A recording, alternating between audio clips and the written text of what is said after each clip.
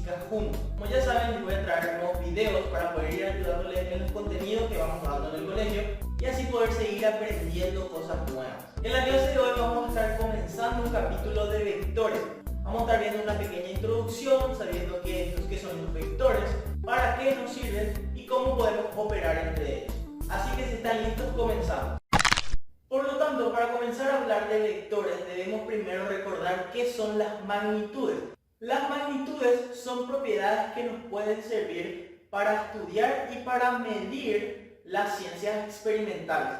Existen dos tipos de magnitudes, las escalares y las vectoriales. La que las diferencian unas de otras es que las escalares, para quedar definidas, solamente necesitan de un módulo que las describa, es decir, la masa nosotros describimos simplemente conociendo el módulo que tenemos.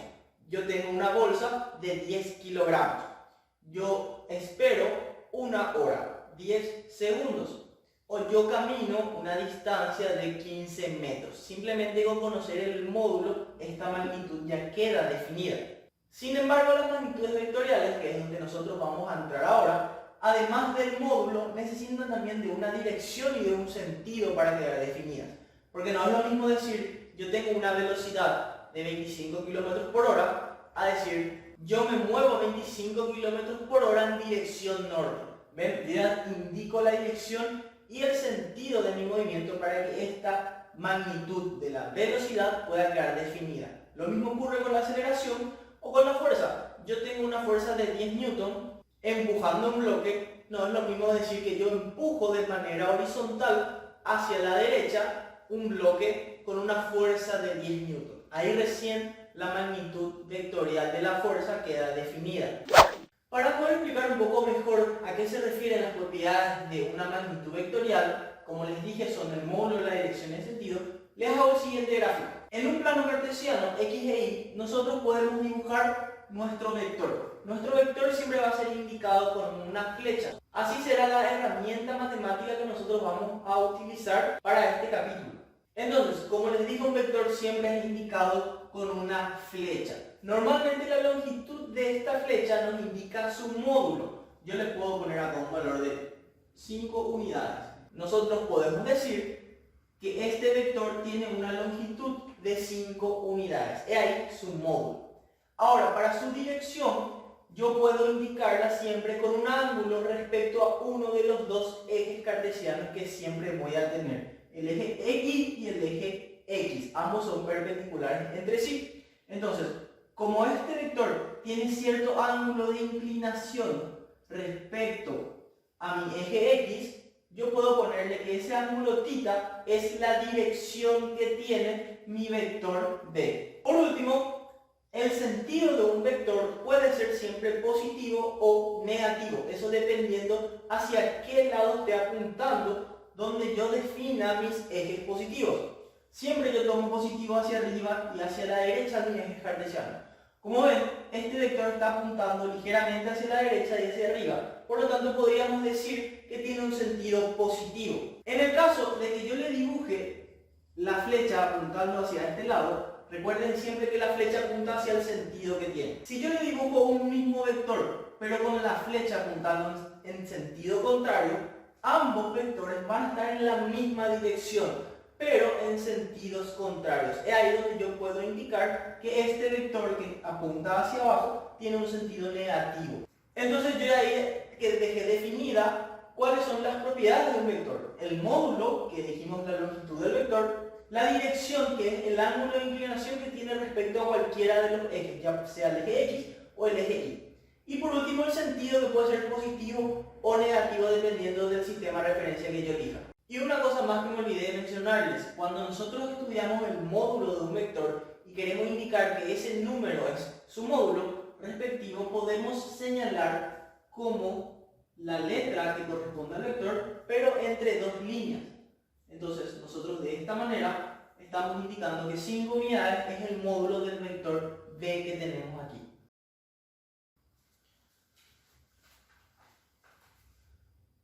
Ahora, cuando entramos a operaciones de vectores, el primer método que vamos a utilizar es el del método del polígono. Este caso es solamente para método gráfico, no siempre va a salir un resultado exacto o muy matemático, sino que es solamente para resolverlo de forma gráfica.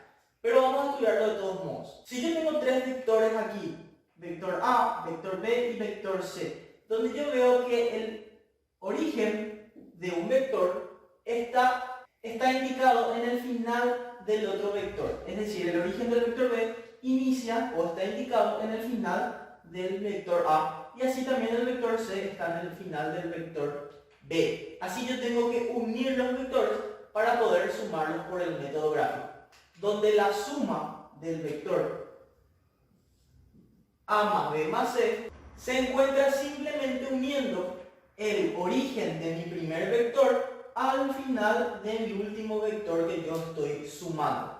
Ahora, ¿qué sucede si yo quiero restar un vector con otro? Por ejemplo, si mi vector C, en vez de ser A más B más C, yo quiero que sea A más B menos C. Lo único que debo hacer es cambiar el sentido del vector que quiero poner con signo negativo, siempre manteniendo su dirección. Como se fijan, esta es la dirección del vector C y yo lo único que hice fue cambiarle de sentido, es decir, que apunte hacia el otro sentido que el que tenía anteriormente. Siempre manteniendo la dirección, repito, y también respetando que el origen del vector esté en el final de su predecesor. Entonces, el vector suma se va a hallar simplemente uniendo el inicio de mi primer vector con el final del último. Y ahí vamos a encontrar que el vector suma es A más B menos el vector C. Aprovechando también el método gráfico, les voy a explicar qué sucede cuando un vector multiplicamos por un escalar. Fíjense que acá a mi vector D yo le multipliqué por 2, es decir, estoy duplicando la longitud que tiene ese vector, es decir, su módulo. Lo único que hice fue dibujar el doble de largo o el vector porque estoy multiplicando por 2. La resolución de la suma por el método gráfico es la misma, uniendo desde el origen del primer vector hasta el final del último vector. El siguiente método que vamos a usar para suma de vectores es el método del paralelogramo. Aquí sí nosotros ya podemos encontrar un valor exacto de la suma entre los módulos de dos vectores. Si nosotros tenemos el vector A y el vector B y hacemos que sus orígenes sean concurrentes en un punto, va a existir un ángulo entre ellos. Si el ángulo entre ellos es distinto a 0 y a 180, es decir, tienen direcciones diferentes. Ya veremos qué pasa cuando tienen la misma dirección los vectores. Sin embargo, ahora, como tienen direcciones diferentes, porque existe un ángulo entre ellos, nosotros vamos a realizar lo siguiente. El vector B vamos a trasladarlo a hacer que su origen coincida con el final del vector A, siempre manteniendo este como el ángulo entre ellos.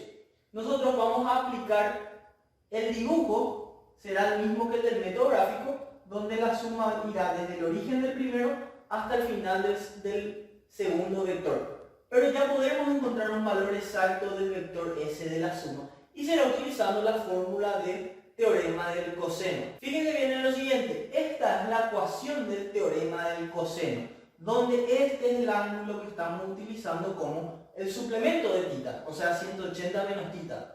¿Qué es lo que sucede? Nosotros por trigonometría podemos encontrar que coseno de 180 menos θ es lo mismo que menos coseno de θ. Y entonces, si reescribimos nuestra ecuación del coseno, del teorema del coseno, podemos encontrar una fórmula de suma entre dos vectores, donde nosotros podemos utilizar esto para encontrar el resultado por el método del paralelogramo. Por último, nuestro vector suma necesita de un ángulo para quedar definido, es decir, necesitamos conocer su dirección.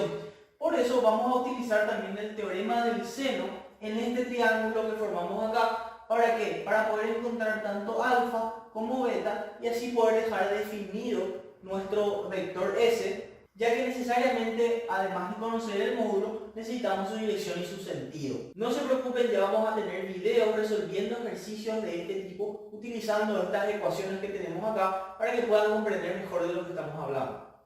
Por último, para terminar este video, les prometí que veríamos los casos especiales cuando nuestro ángulo entre los dos vectores es de 0, de 180 o de 90 grados. Primero, para 0 grados, es decir, vectores paralelos, con la misma dirección, si tienen 0 grados entre ellos, simplemente debemos sumar los vectores y vamos a obtener el mismo vector con la misma dirección y el mismo sentido. Eso es súper importante, ya que ambos apuntan hacia el mismo sentido.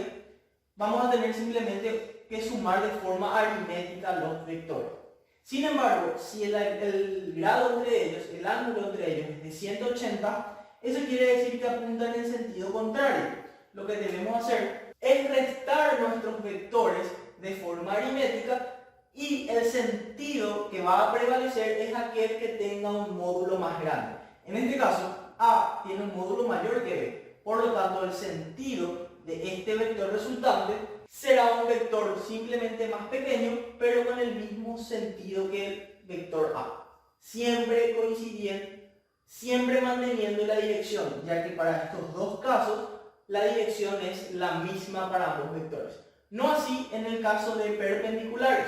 Si tenemos dos vectores que son perpendiculares entre sí, simplemente debemos aplicar la regla del teorema del coseno que vimos unos minutos antes, donde observaremos que el coseno de 90 grados es igual a 0, lo que realiza 0 todo este término y nos queda simplemente de la siguiente forma. Que nosotros también conocemos esta ecuación como teorema de Pitágoras, ¿ven? Porque esto debería de cerrarse acá y formar un triángulo rectángulo, ¿cierto? Así tenemos entonces la suma entre dos vectores perpendiculares.